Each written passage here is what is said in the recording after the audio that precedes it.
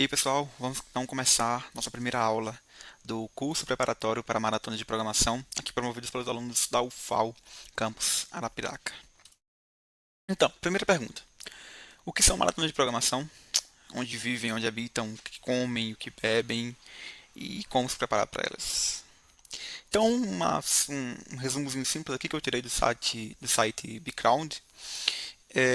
Uma competição de programação geralmente envolve a apresentação de um conjunto de problemas de lógica ou matemática aos competidores e lhe é requerido que escrevam programas de computadores capazes de resolver cada um desses problemas. Vence o que mais problemas resolver e existem critérios de desempate, como a velocidade de resolução e outros, certo? Então, uma pequena descrição de maratonas de programação.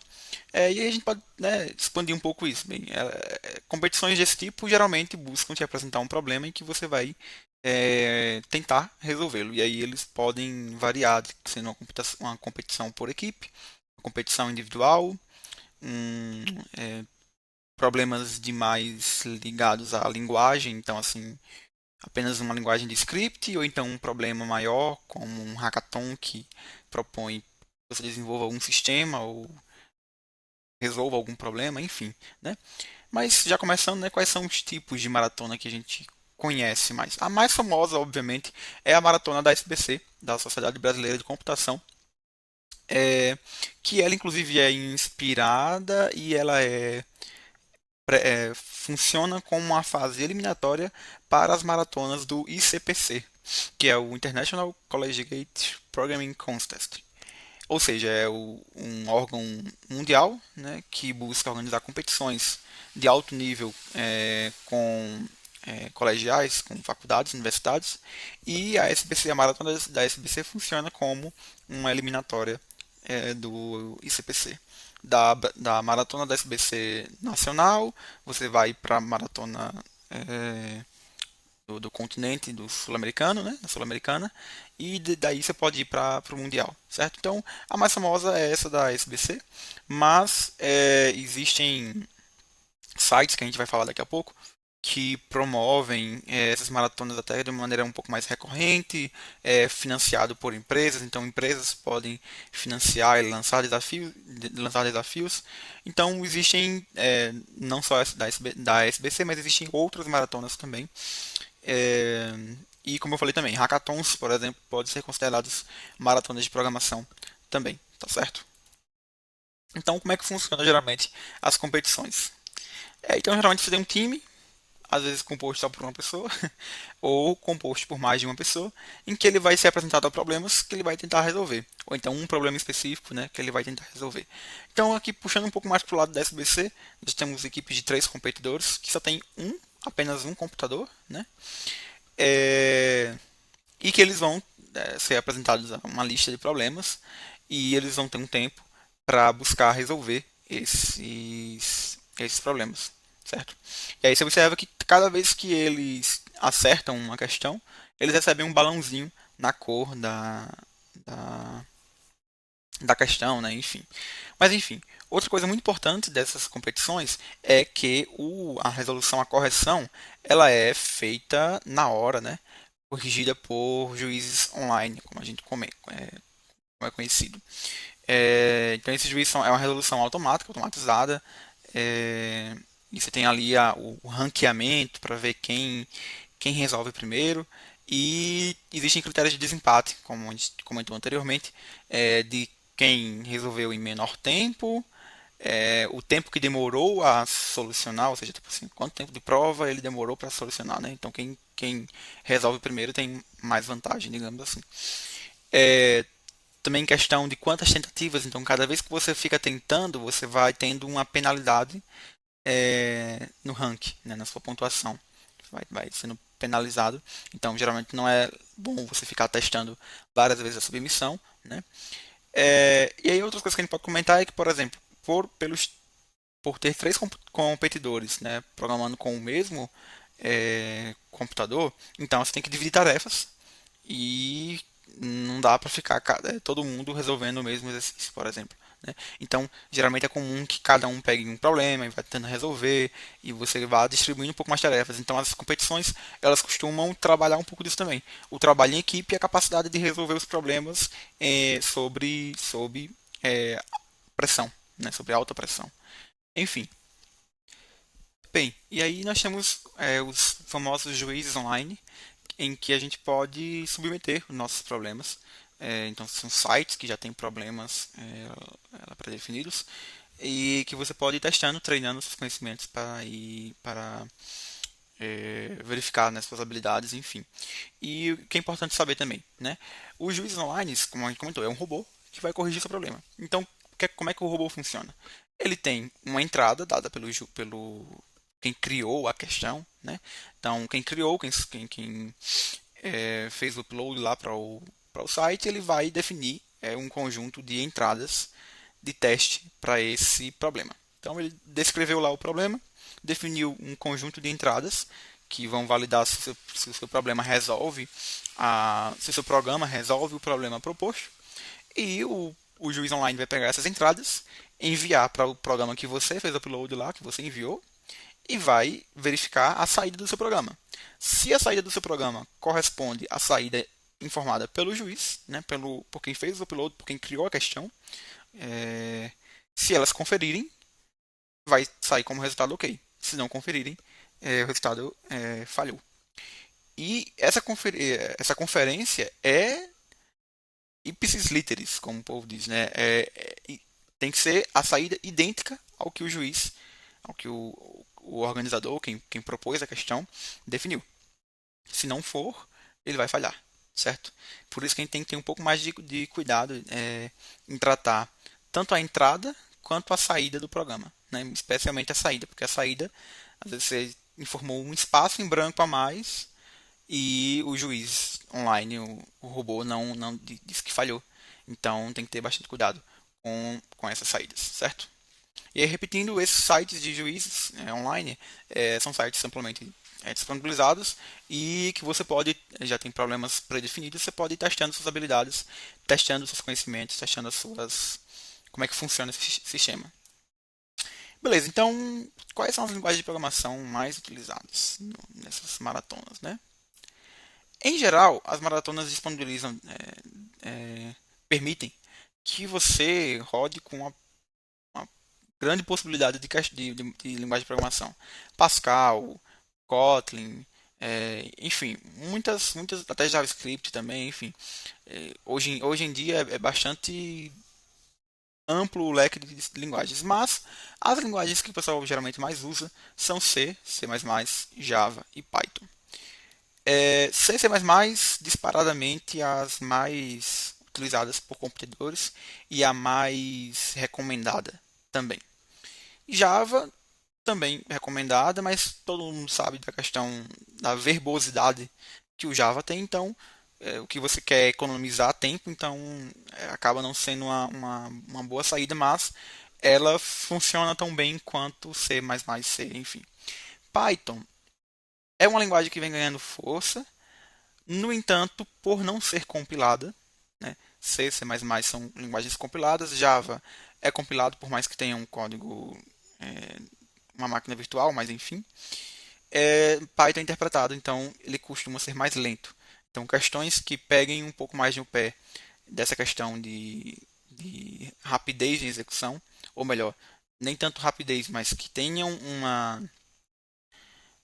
uma alta carga de processamento. No Python costuma esse processamento demorar mais, logo ele estoura o tempo limite. Isso é outra coisa importante também. As questões costumam ter tempo limite máximo de execução. Então, seu problema tem que resolver em até 2 minutos. Aí já está demais, na verdade, né? Mas até 2 segundos, 3 segundos, 10 segundos, foi um problema muito cabuloso. Mas enfim, né? Então ele determina também o tempo que você tem que resolver aquela questão. Logo, se você for pegar uma questão mais complexa, como por exemplo uma questão de grafos, para usar Python, vai acabar provavelmente excedendo o tempo limite. Outra coisa também é que C++, C, mas principalmente C++, tem uma biblioteca de tem muitos tem bibliotecas que trazem funcionalidades muito úteis para a resolução de problemas, geralmente, né, algoritmos famosos e que já estão implementados da melhor maneira possível. Logo, você só importa a biblioteca, executa o comando, né, chama a função que executa aquela ação e você já tem a melhor forma de resolver aquele problema sem precisar estar implementando isso manualmente. Então, por isso, C++ é bastante, amplamente divulgado e utilizado por ter essa facilidade com a biblioteca. E aí, como é que a gente pode se preparar para essas maratonas de programação? Como eu comentei, você tem vários sites que disponibilizam problemas para que você possa resolver e ir treinando e submeter, né, para ir verificando como é que está o seu nível de resolução. Então, um desses sites, nós temos alguns sites, como está aqui, mas um desses sites é o NEPS Academy. O NEPS Academy ele também é utilizado para você aprender. Então, pô, quero começar nesse mundo de programação competitiva. Como é que eu faço? Né? Então, o NEPS Academy ele tem uma sequência de cursos. Então, você tem aqui 4 trilhas, né? E você tem uma trilha chamada Programador Competitivo, certo? Então, se você entrar nessa trilha e começar a fazer, você já vai começar a entender o que você precisa saber. Inclusive, eles têm uma trilha de introdução à programação, mas na própria trilha de programador competitivo já tem uma trilha de introdução a C++. E aí você pode ir estudando por ele, né, para ir tirando suas dúvidas. Só tem um detalhe que acho que as trilhas básicas é que são disponibilizadas de maneira gratuita, mas as trilhas mais avançadas vão ser pelo Pro, né, pelo plano Pro.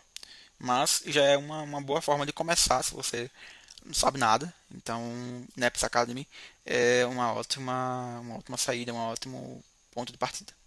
Outro ponto é que ele tem exercícios de programação, né? Então você pode ir lá, já está dividido por bastante categorias, né? Então é bem interessante. Pode filtrar por nível, então super fácil, fácil, difícil, enfim, tem várias categorias e aí lá você já pode ver o problema, resolver. Lá mesmo tem um editor de código, ou então você edita localmente, submete o código e já vai treinando, simulando um evento, uma maratona real, certo? Então, o Naps Academy é uma boa saída. Uma outra plataforma bastante interessante é o LeetCode. E o que é o LeetCode? O LeetCode ele traz uma porrada de problemas, né? uma grande quantidade de problemas utilizado geralmente em entrevistas de emprego, né? Inclusive entrevistas com as grandes big techs como Amazon, Google, Microsoft, etc. Então, por exemplo, nós temos uma categoria que é o Top Interview 150, né? Em que ele traz 150 problemas mais comuns em entrevistas de emprego. Então, já é um bom começo, e aí você tem questões de nível fácil, médio, difícil. Então, você quer treinar também para entrevistas de emprego, né? Então, já é um bom começo. E não trouxe aqui um print, mas daqui a pouco, mais pro final, a gente vai ver isso aí. Você tem como ver. Tem um editorial em que ele vai explicar a resolução do problema de uma maneira oficial, mas também tem o comentário da galera, né? A galera que solucionou aquele problema comenta como solucionou aquele problema, então você já consegue, se você não conseguiu resolver o problema, já consegue testar isso, já consegue estudar isso lá mesmo na plataforma. É bem interessante. Outra plataforma que foi bastante utilizada no começo, assim, mas hoje em dia está um pouco mais em desuso, mas é o The Huxley, que é uma plataforma produzida pela própria galera de ciência da computação da UFAL, certo? Então, até hoje ainda está disponível. Existem diversos problemas já cadastrados lá. Para quem é, por exemplo, professor da instituição, consegue criar turmas, criar lista de exercícios para essas turmas. Enfim, e ele tem uma boa variedade de questões do nível tipo iniciante ao nível fácil, médio, difícil e avançado. Então, também é uma boa alternativa. Às vezes ele tem alguns bugzinhos, mas especialmente para quem quer estar começando bem do comecinho mesmo, esse início, ele vale muito a pena porque no LeetCode já são os exercícios, por mais que sejam fáceis, mas já são um pouquinho avançados. No The Huxley não, é tipo, o mais básico possível assim, né? Então é uma boa opção. Outra plataforma famosa é o CodeForces. CodeForces ele é tanto uma plataforma de contests, né, ou seja, de maratonas, ou seja, você vai ter quase que diariamente maratonas globais acontecendo, onde você vai concorrer com todo mundo, né? E é interessante porque as empresas, né, costumam ficar de olho, né, nessa galera também. Então, se você tem um bom score ali no CodeForces e tal, as grandes empresas podem te contactar e etc. E ele também funciona como repositório de questões de maratonas, né? Não só das maratonas que são hosteadas por ele, mas por maratonas como o SBC e as do ICPC e etc. Certo? Então o CodeForces também é uma boa, é uma plataforma que tanto oferece maratonas quanto oferece os problemas para que você resolva e treine, certo? Aqui faltou, isso mesmo, a AdCoder. É uma plataforma similar a ao CodeForces, só que ela é mais voltada para contests, né? E não tanto assim para resolução de treinamento de problemas. Mas tem bastante contests por lá, então já dá para ir treinando enquanto não chega, por exemplo, a da SBC e etc. E aí vamos lá, como é que vai funcionar o nosso curso? O que é que nós vamos fazer? O que é que nós vamos utilizar? Nós optamos por utilizar a linguagem Python, por esse curso ser um pouco mais inicial, mas nada impede que os exercícios sejam resolvidos em C++, mas os códigos exemplificados aqui vão ser em Python. A gente também vai utilizar o VS Code para codificar, e nós vamos utilizar tanto o LeetCode quanto o The Huxley para a resolução de problemas, né? The Huxley, como eu comentei, ele é mais introdutório, e o LeetCode já é um pouco mais avançado, então até as listas de exercícios que nós teremos no curso vão vir do LeetCode, ok? Como é que vai ser o nosso mini curso na estrutura? Então, hoje, né, dia 21, estamos lançando essa primeira aula, eu estou explicando como é que vai acontecer as coisas, né? Mas já no finalzinho nós teremos uma introdução, né? Para a gente já começar esquentando nossos motores para esta semana incrível aí. Então, nós hoje teremos sim lista de exercícios. Tá? Então, aqui na descrição do vídeo, no grupo do WhatsApp e no Notion também que a gente vai disponibilizar com as informações do mini curso, vocês já vão poder acessar essa questão da lista de exercícios. Né? Amanhã, mais uma videoaula, mais uma aula em vídeo, mais uma lista de exercícios, e a gente vai ter um momento síncrono para resolução, especialmente dessas duas listas de exercício aqui. Né? E também algumas outras dúvidas que vocês venham a ter durante a resolução dos exercícios, se quiserem trazer outras propostas também, etc. Ok? Dia 23, mesma coisa, né? Videoaula, lista de exercícios, momento síncrono para a resolução dos problemas. E no dia 24, a gente vai ter um desafio, a gente vai simular um pouco a, as condições de uma maratona, né? Mas assim, vai ser online, 100% online. E depois a gente vai ter um momento síncrono para resolver esses problemas que a gente propôs lá na maratona. Ok? Lembrando que a gente vai ter o grupo do WhatsApp, então qualquer coisa que vocês estejam precisando, dificuldade, podem mandar mensagem por lá que a gente vai tentando auxiliar. Beleza, agora vamos lá. O que é que eu preciso saber para começar a programar? Para começar a programar de maneira competitiva, né? Digamos assim. Então, primeiro, como eu comentei, problemas são executados por robôs. Então, não adianta você ficar pensando, não, eu vou colocar assim para dar o resultado. O programa me pediu para que eu gerasse uma saída com duas casas decimais. Mas eu vou mandar aqui a quantidade de casas decimais que me retornou a divisão e o cara vai interpretar que deu certo. Pô, tô entregando mais do que ele me pediu, né? Vai ter lá três casas decimais e tal. Não, não é assim que funciona. Quem vai executar é um robô. Se é um robô, ele vai fazer o batimento certinho com aquilo que ele tem como saída esperada. Então, se a entrada pediu, se a descrição do problema pediu para que você não tenha nenhum texto a mais nas entradas do programa, por exemplo, ou então que a saída seja formatada de tal forma, você tem que fazer exatamente o que ele pediu. Né?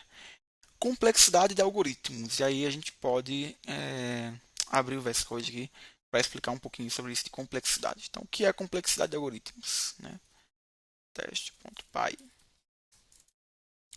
Complexidade é quão complexo o meu algoritmo é, em questão de nível computacional. Isso a gente mede especialmente quando a gente tem estruturas de loop, estruturas de repetição, em que a gente vai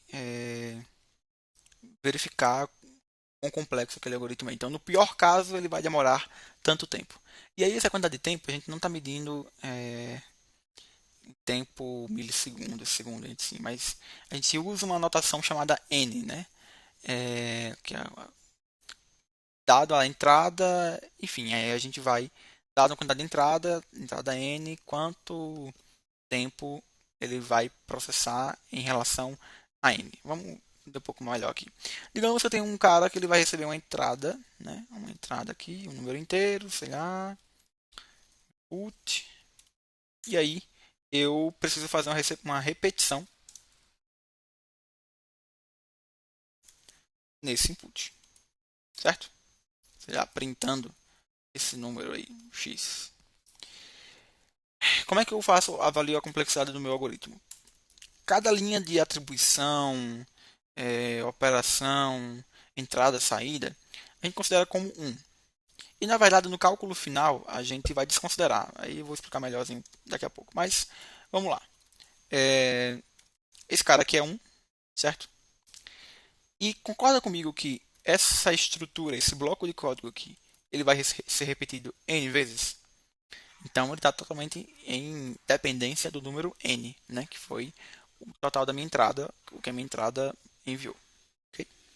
Então ele vai repetir n vezes. Então no final, o meu algoritmo ele teria uma complexidade de 1 mais n, certo? Só que quando a gente passa, aí vem do cálculo, né? Quando a gente vai analisar a O de n, né? Ou seja, no pior caso, quanto tempo esse cara demoraria? A gente vai desprezar as constantes, porque constante é constante. Concorda comigo que o meu, o meu algoritmo ele vai demorar mais por causa do n do que por causa da parte constante. Porque a parte constante, assim, o tempo que o meu algoritmo vai levar para processar vai depender mais do n do que da parte constante. Porque a parte constante, eu sei que ele vai demorar 1. Mas a parte que não é constante, a parte variável, eu não sei quanto tempo ele vai demorar. Então, o meu algoritmo, o tempo de execução do meu algoritmo vai depender de quanto seja esse n. Quanto menor, menos tempo. Quanto maior, mais tempo. Então, o n é o que manda para dizer é, quanto tempo esse meu algoritmo vai levar, qual a complexidade dele, no pior caso, certo? Então, n, beleza. E aí, a gente pode, não, então ele vai me mandar uma outra entrada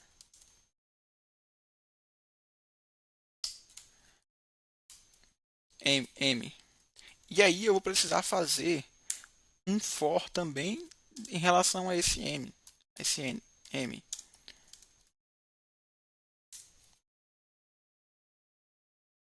E depois printar x mais i, por exemplo. Então, observa que agora eu não estou dependendo só mais do n. Estou dependendo do n em relação ao m. Logo, a minha, a minha complexidade ela vai ser n vezes m. Né? Então, agora o meu algoritmo depende dessa multiplicação. Você já concorda comigo que vai aumentar bastante, né, a minha complexidade. Porque se o cara me mandar uma entrada de 1000, vai ser, um n de 1000 e um m de 10.000, vai ser 10.000 vezes 1000. Então, para cada n, eu multiplico, né, eu repito o m é, tantas vezes. Né? Isso quer dizer, né, que a minha complexidade aumenta. E aí a gente pode também ter, ao invés de ele ter me mandado um m, eu posso ter o cara enviando o n. Ou melhor, eu precisar interar o n dentro do n. Né? Logo, a nossa complexidade não vai ser mais n vezes m. Vai ser n vezes n, que n vezes n na verdade é n ao quadrado. Então, O de n ao quadrado, essa complexidade, certo? Nós temos também a possibilidade de ir adicionando infinitamente, né, esse fluxo aqui, que vai ir aumentando a nossa complexidade do algoritmo, Então agora esse cara seria um n ao cubo, beleza? E aí vamos lá. Concorda comigo que seria melhor resolver um problema em O de n do que um em O de n ao cubo? Então a gente sempre busca resolver os problemas procurando a menor complexidade possível, né? Seria O de n, e aí você poderia ter outros aqui menores, né? Como O de log de n. Então, sei lá, O de n dividido por 2 e assim por diante, né? Então, é, essa complexidade vai reduzindo. Então, sempre o nosso objetivo é ir reduzindo essa complexidade. Às vezes, e aí tem problemas que a gente consegue pensar de fato em uma forma de resolver em O de n, em O de log de n, em O de n dividido por 2, né? Em maneiras de reduzir essa complexidade. Mas tem problemas que já não são tão possíveis, especialmente os problemas que envolvem algum tipo de heurística, como problemas com grafo, que a gente tem que encontrar o melhor caminho e etc. Que a gente tem que testar inúmeras possibilidades. E aí que você vai encontrando os n ao quadrado, os n ao cubo, o n vezes m, e a gente vai tentando reduzir essa complexidade no que dá, né? E aí aqui que entra aquela questão, quando eu não consigo reduzir mais do que se pede, né, do limite que nós temos atualmente de conhecimento da forma de resolver aquele problema, aí a gente tem que apelar para o compilador da linguagem. O compilador tem que ser de uma maneira muito eficiente para conseguir dar conta de processar aquele problema em tempo hábil, né? Beleza, então, dito isso de complexidade, a gente já entende um pouquinho melhor sobre. A gente busca sempre procurar, né, a complexidade menor para os nossos problemas. Ok? Outra coisa também, atento aos limites de variáveis. Como eu comentei, você tem um n, né, um n ao cubo, mas o meu n ele vai de um range, né, de um limite, que é de 1,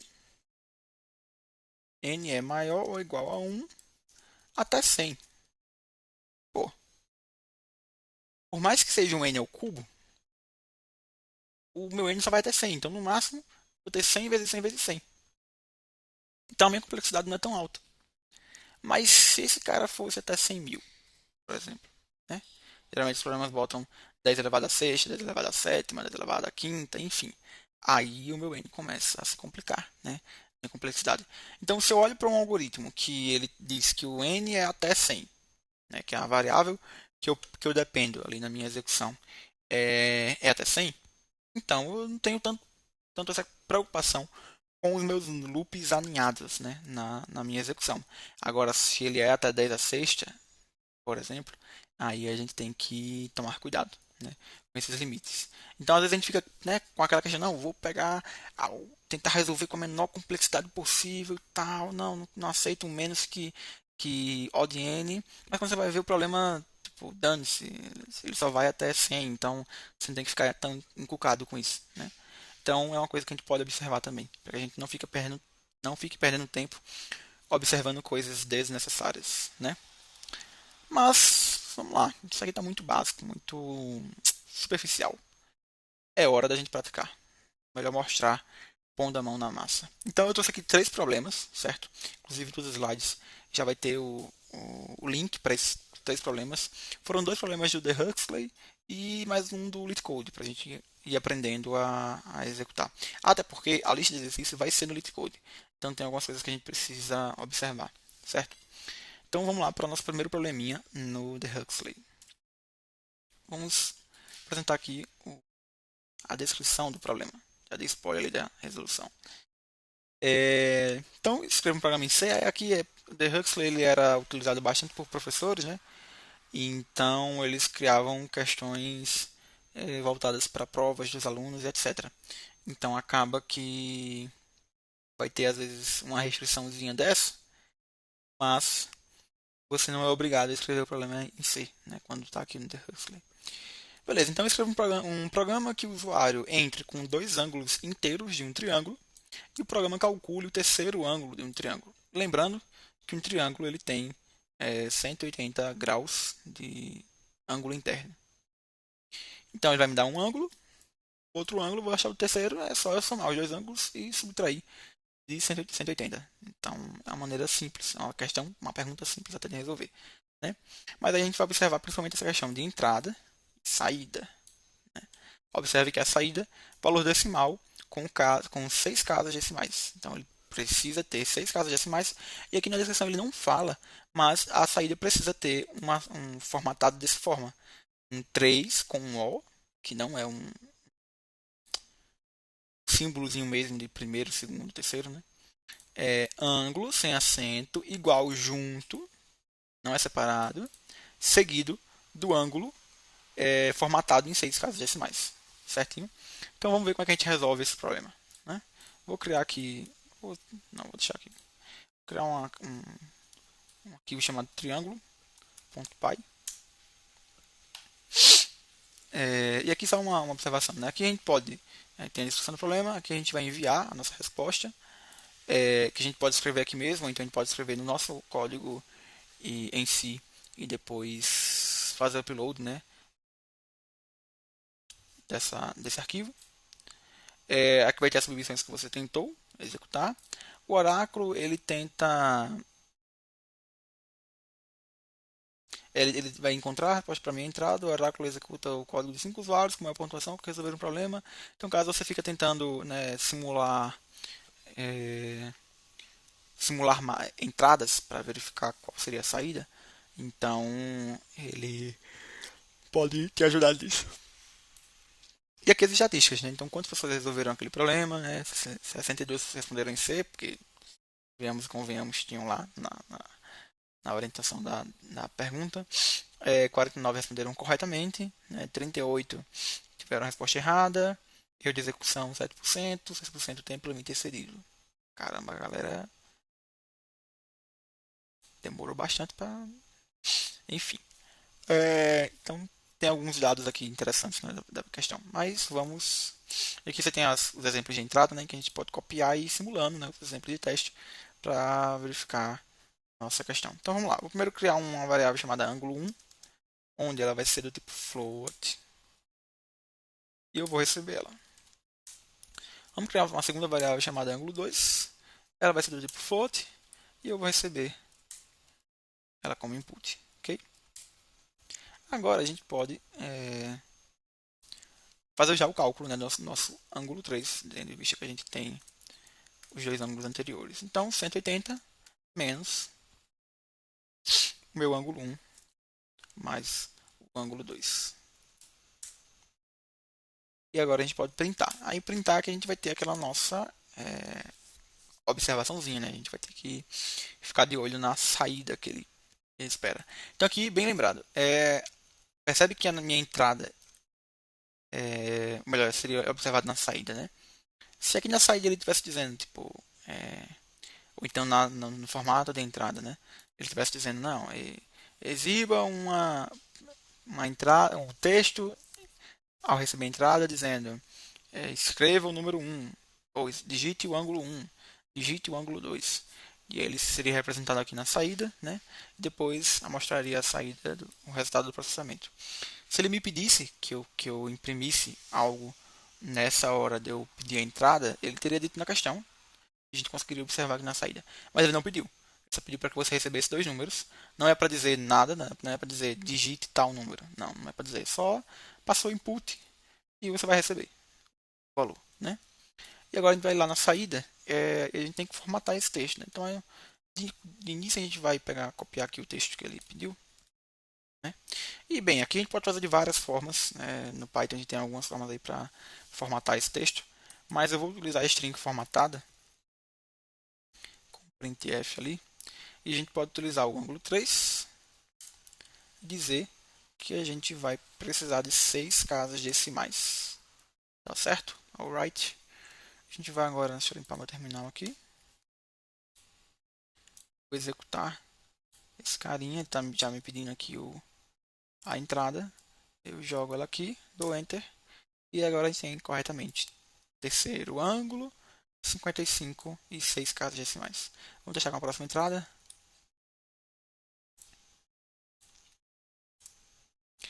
formato terceiro ângulo sem, né? Então, corretamente. Então vamos agora tentar submeter. Vamos enviar aqui um arquivo e a gente vai resolver. Problema resolvido com sucesso. Então tivemos aí corretamente a nossa solução. Então primeira questão basicona, só para a gente tirar essas dúvidas iniciais. Vamos para a próxima. Ela também é um problema simples. Dei spoiler de novo, mas beleza. Mas já tem um pouquinho mais de processamento e tal. A gente já pode trabalhar um pouquinho mais com ela, certo? Então, basicamente, você tem a Eleven e ela. Aqui também tem dizendo, né, a solução dessa questão deve ser feita, lista encadeada, mas, de fato, de novo, a gente não tem um. O robô ele não vai olhar para o interior do seu código, ele só vai olhar para entrada e saída, ou melhor dizendo, para a saída, né?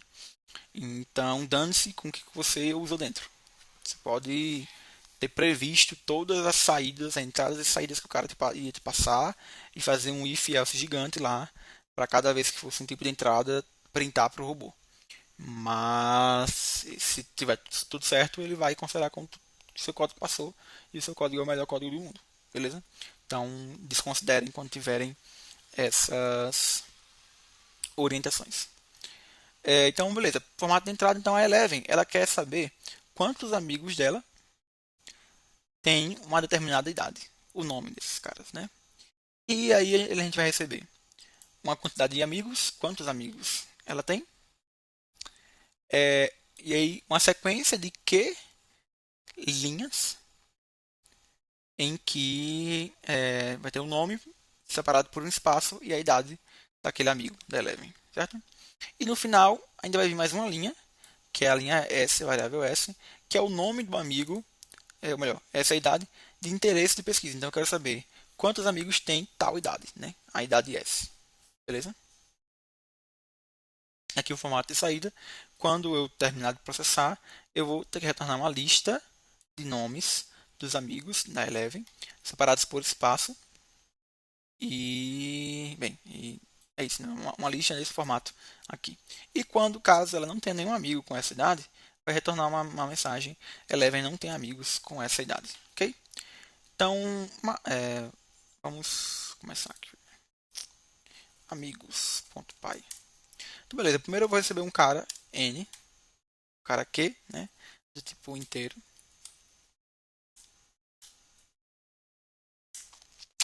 E eu vou fazer um for i em range de Q, ok?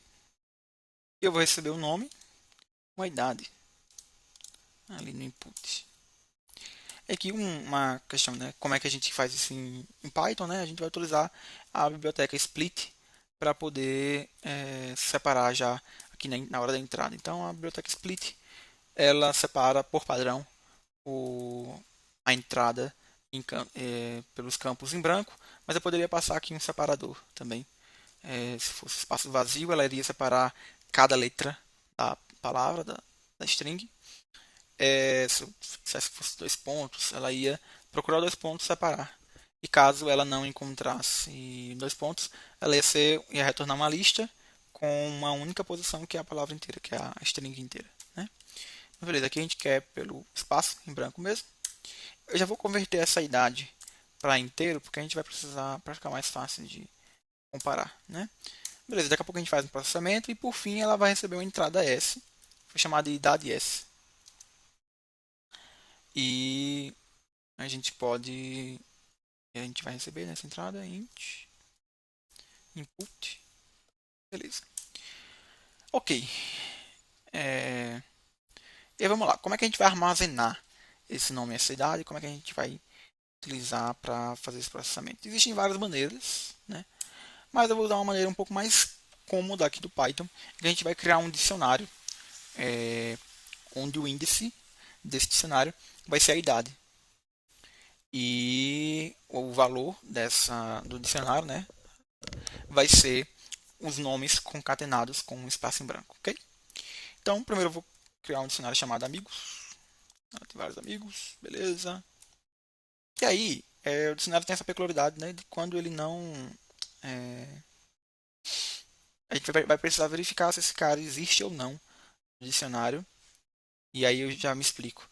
Em dicionários a gente só, né, fizesse amigos, idade, recebe nome, a gente já conseguiria criar o dicionário tranquilamente. Se a chave não existir, ela vai ser criada se, se existir. Nesse caso, ele vai ser sobrescrito, né? Só que a gente não quer perder a informação de quem era o cara anteriormente, né? Que a gente vai querer concatenar esses caras com espaço em branco. E essa operação de concatenação, se eu chamo um cara que não existe, ele dá erro. Então a gente vai precisar verificar se o nossa querida idade ela está na amigos.keys, nas chaves do meu dicionário. Se ela existir, eu posso fazer isso aqui. Se ela não existir, aí eu crio carinha novo aí. Beleza? Ele é o primeiro cara a ter essa idade. Ok, e aqui fica simples, né? Aqui a gente vai fazer novamente um if, seguindo a mesma lógica, onde eu verifico se a minha idade S ela está presente no meu amigos.keys. E aí, se sim, eu vou fazer um print só com a lista de nomes, né? Então, eu vou pegar a idade S, ou melhor, eu vou pegar amigos, na posição idade S, printar. Se esse cara não existir, eu vou retornar aquele texto lá, que essa ainda me pede, né? E observa que é com os mesmos pontos, mesmos espaços, acentos ou não e etc, tá? Então, ver se está certinho, receber input, crio dicionário, converto a idade para inteiro. Se ela existir, eu faço uma concatenação com o valor anterior, se não, é nome, idade S, verifico se está, ok. Vamos agora testar. Vamos pegar o valor de entrada ali, certo? Fiz. Mike, Dustin, Lucas, Mike, Dustin, Lucas. Ok, fechamos. Agora vamos pegar a segunda entrada, executar. A Eleven não tem amigos com essa idade. Ok, vamos então enviar a resposta. Aqui já tem um amigos. Aqui só executei. Aqui a gente pode executar e inclusive ter uma entrada customizada, então a gente pode mexer por aqui também, tá? E testando aqui no ambiente. E a gente vai enviar a resposta. Está enviando, submissão está sendo avaliada. E ok, nossa, nossa execução passou. Aqui tem todos os casos de teste que ele testou, né? Então, deram 19 casos de teste para essa avaliação e deu certo. Ele aceitou. Ok, agora vamos aumentar um pouquinho o nível, né? Muito simples, vocês estão aí tirando de letra. Então a gente vai passar agora para o nosso querido LeetCode. Novamente eu deixei o código aqui. Que beleza. Beleza, no LeetCode, vou pegar aqui uma questãozinha nível fácil. Deixa eu ver se tem como default. Ok. E aqui nós temos a estrutura do LeetCode. Percebe que ele já é um pouquinho mais, né, bonitinho, tem mais informações. Aqui nós temos a categoria de dificuldade dele, os meus tópicos. Então a gente pode ver aqui que essa questão tem como tópicos um array, o array e o math, né, matemática. Bem lembrado, o LeetCode ele é em inglês, mas a gente pode também traduzir, né, se quiser, para ter uma melhor compreensão. Mas os códigos, o texto é em inglês aqui nas soluções. Aí vamos lá. O editorial ele é geralmente contém a solução oficial daquele problema e alguns deles são bloqueados para apenas quem é inscrito, né? Quem tem plano. Mas nós temos aqui as solutions que todo mundo que já resolveu vai poder solucionar, vai poder comentar aqui essa questão. E aí tem uma galera aqui, tem esse cara aqui que ele fez uma série aparentemente de resoluções de problemas do LeetCode. E ele sempre tem aqui, é um indiano falando inglês, mas tem aqui a descrição da essa questão. Tá? Tem até essa questão de complexidade, tá vendo?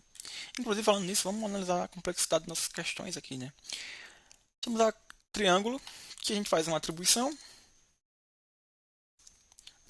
de novo, faz um cálculo considerado como 1, e aí tem um pente, considerado como 1 também. Então, esse cenário aqui é o melhor possível, né? O de n de O de 1, no caso. Então, a complexidade aqui é praticamente irrelevante, né? Mas, meu amigo, nós temos uma coisinha diferente, né? Aqui nós temos uma atribuição 1, mais uma declaração 1. Aqui a gente está repetindo esse cara n vezes. N, melhor, q vezes, né? E aqui nós temos mais uma adição, if também. Vamos considerar todo mundo como constante, então não tem mais nenhum loop aqui dentro. Então, esse cara aqui é q, né? Ou n, né? Aqui novamente nós temos mais um cara, mais um, né? Um, um também. E um. Enfim, aí o restante aqui é tudo um. Então aqui a gente percebe que as complexidades seria um O de N, né? Ou então um O de Q, né? Mas O de N que é a nomenclatura padrão. Beleza, e agora vamos averiguar esse novo carinha aí. O nome do problema é plus1.py. E aí, aqui nós temos umas peculiaridades do LeetCode, né? Ele é um pouquinho mais chatinho da gente testar na nossa máquina, assim, porque ele precisa ter essa estrutura aqui, certo? Ou seja, ele cria uma classe da solução e define uma função. Então, para todo problema, ele sempre vai ter isso. Para C++, ele vai ter solução e a função plus one, ok? Mas, Python 3. A gente precisa, e aí a gente precisa fazer isso e também às vezes ele já importa, né? Algumas, algumas coisas de variáveis externas, podemos dizer assim, que a gente, por exemplo, esse list aqui, ele é apenas para declarar o tipo daquela variável, né? Mas ele não é um list assim. Ele é um list maiúsculo. Ele vem de um outro pacote que, se não me engano, é o PyDentic, que acho que lida com essa tipagem. Então já é um pouco mais chatinho para a gente testar na nossa máquina. E aqui também a gente não tem uma experiência de programação muito bom, porque esse carinha aqui não tem autocomplete, por exemplo, né? Então fica meio chato. Mas o que a gente pode fazer é copiar esse cara aqui, a gente joga lá no nosso querido VS Code, e a gente tem um pouquinho mais de experiência, de uma boa experiência de programação, só não vai conseguir testar. Mas aí quando terminar, a gente copia esse cara, joga lá e testa, ok? Então vamos lá. Veja aqui que ele fica, né, dando erro no list. Qual é o problema? Qual é o problema aqui em questão, né? Então ele vai me passar um inteiro representado como se fosse um array de dígitos, certo? Onde cada dígito na posição i é o inésimo dígito daquele inteiro. Então ele me deu o inteiro 10, por exemplo. Ele vai me vir como uma lista onde a primeira posição é o i, é o 1, e a segunda posição é o 0. Entendido? Depois, e os dígitos eles são ordenados do dígito mais significante para o menos significante. Ou seja, do left para o right, né? Da esquerda para a direita. Aqui é só para dizer que o array ele está representado da maneira que o número é. Né?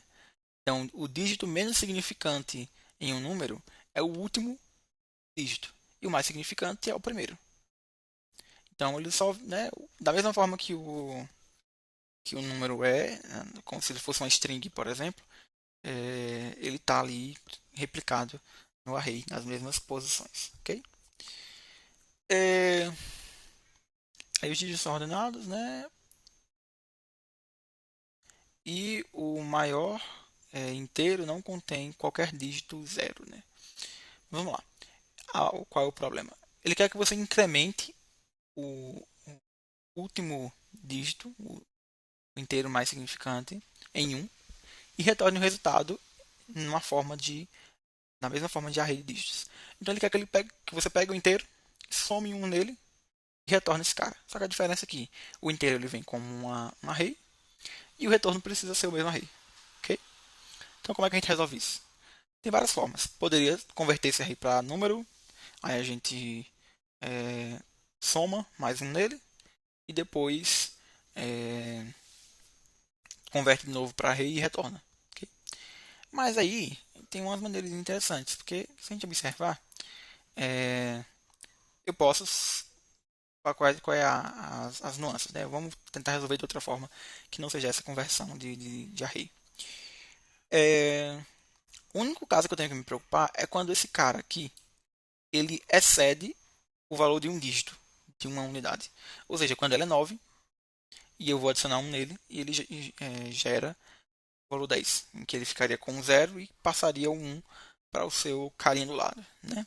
Então é o único caso que a gente vai ter que se preocupar. Então vamos lá. Eu vou fazer um for nesses dígitos, certo? Então, e em range o len do nosso array de dígitos. Só que no caso o len dele é maior, né? E eu quero começar na última posição, então eu vou diminuir um desse cara. Então len menos um e eu vou olhar o cara de trás para frente, né? Então eu vou começar na última posição até a posição menos um, porque no caso ele vai pegar até o índice zero, né? E eu vou seguir de decremento, né? Eu vou decrementar essa execução. Então ele vai da posição, digamos, 5, 4, 3, 2, 1, 0. Ok? Beleza, e agora é aquela verificação que a gente falou, né? A gente precisa pensar qual é o caso-chave que a gente precisa achar. Se eu pegar o dígitos na posição i, ou seja, é a última posição, somar com 1, isso vai ser diferente de 10. Ou seja, esse cara, o dígitos na posição ele é 9, ele não é 9, e quando eu somar 1, ele vai ser diferente de 10, né? Então eu posso retornar tranquilamente esse array, sendo que aqui eu posso, né? Meu digits ele vai ser o digits,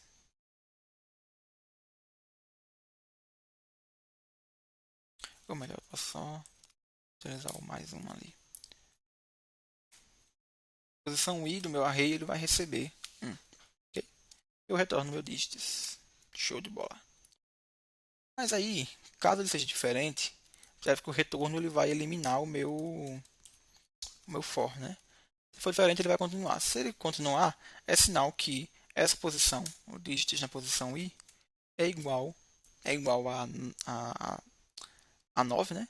Eu já vou adicionar esse cara aqui ao zero. Beleza? Então, ele vai ser zero.